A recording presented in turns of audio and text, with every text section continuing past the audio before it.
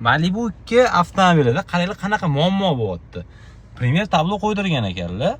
Tabloni dizaynini qaranglar.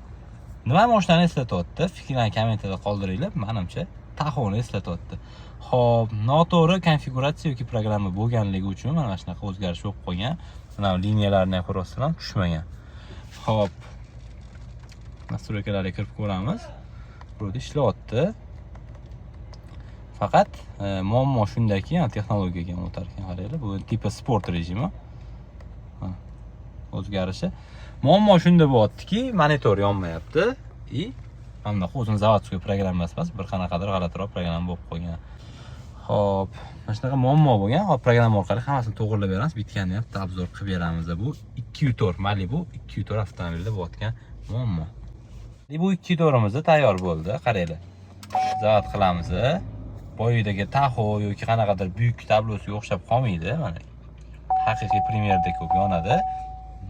Benzin kamda ko'rsatyapti. Ruldan o'tkazib qo'yamiz. Ham funksiyalari joyida o'rnida ishlaydi. Yana qo'shimcha performance funksiyalari yoqib berilgan. Eng kerakli 3 tasini.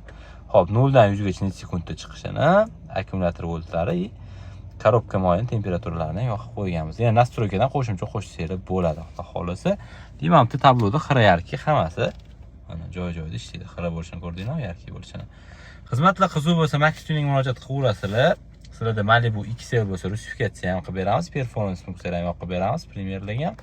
Tabloida ham bunaqa programma bo'yicha muammolar, temalar bo'layotgan bo'lsa, hammasini hal qilib beramiz. Max Tuning